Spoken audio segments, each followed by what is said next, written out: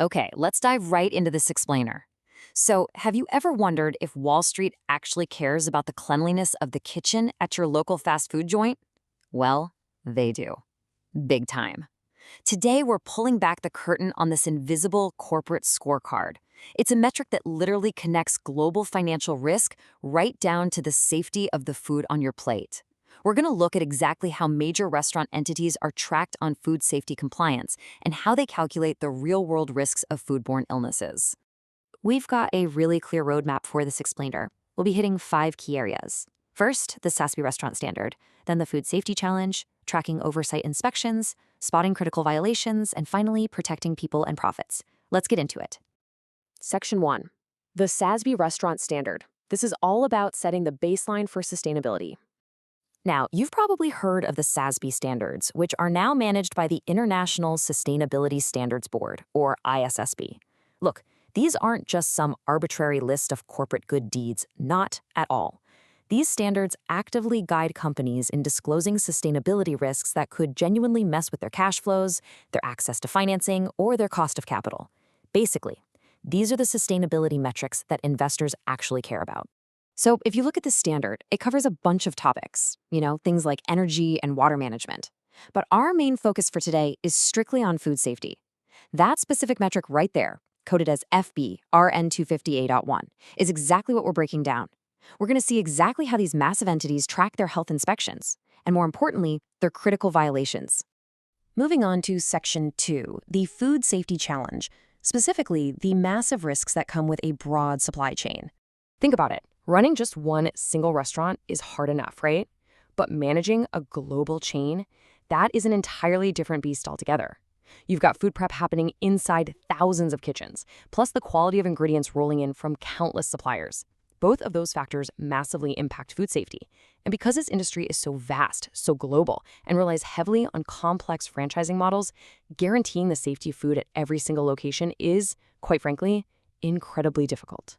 And when that oversight fails, man, the risks just cascade. If a company drops the ball on monitoring their suppliers, they are instantly upping their risk for supply chain disruptions and some seriously negative publicity. But the real kicker here is foodborne illness. If people get sick at literally any location, it can severely damage the entire restaurant's reputation. And the source material makes this point crystal clear. Reputational damage from a food safety scandal, that doesn't just blow over. It tends to have brutal, long-lasting consequences. All right, Section 3, Tracking Oversight Body Inspections.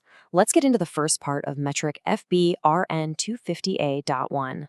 So how do you actually measure safety oversight across a massive, sprawling corporate chain? Well, you just do the math. Step 1.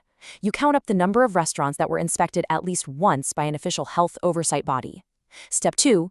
You divide that number by the total number of restaurants in operation during that reporting year. It's actually pretty brilliant in its simplicity. It gives investors the exact percentage of the company's entire footprint that is being actively monitored. Now, here's a really crucial detail about the scope of this disclosure.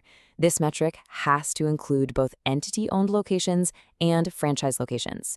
And why is that absolutely vital? Because, let's be real, when a customer gets sick from a bad burger, they don't know, and they definitely don't care, whether that specific store was a franchise or corporate-owned. A foodborne illness at a franchise hurts the main brand's reputation exactly as much as an incident at a corporate store. Section 4, Spotting Critical Health Violations. This is part 2 of the metric. Getting a visit from the health inspector? Okay, that's really only step 1. Just having an inspector walk through the door doesn't guarantee a clean kitchen. Sure, they were inspected, but did they actually pass? At the end of the day, what investors, and honestly, us as consumers, truly care about is whether that restaurant got a clean bill of health or if they were slapped with a critical violation. And we need to be clear here. A critical violation isn't just some minor ding on a clipboard for a burnt-out light bulb or a messy mop closet. By definition, it is any violation issued by an oversight body that, if left uncorrected, poses a clear risk of foodborne illness transmission, food product adulteration, or surface contamination. We are talking about a literal, physical health risk to whoever eats there. So, to calculate this failure rate, we've got to do a little more math. Step 1. You count up the number of inspected restaurants that actually received one of those critical violations. Step 2, you divide that by the total number of restaurants that were inspected during that period. This is the big one, guys. This gives investors the exact percentage of a company's locations that are operating with, quite frankly, dangerous vulnerabilities. Which brings us to our final section, Section 5, Protecting People and Profits, the ultimate takeaway. As the standard explicitly points out, this whole framework exists for a reason. Rigorous tracking is a proven way to protect shareholder value. The standard literally says entities that adhere to industry standards for food preparation and safety may protect shareholder value better. It all boils down to this: keeping the kitchen safe keeps the brand safe, and keeping the brand safe, well, that keeps the investment safe. As we wrap up this explainer, I want to leave you with a little something to think about.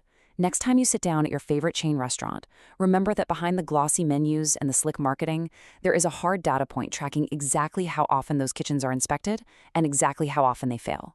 So next time you eat out, are you going to wonder what their FBRN 258.1 score is? Does the brand you're eating at actually protect its people and its profits by keeping those critical violations at zero?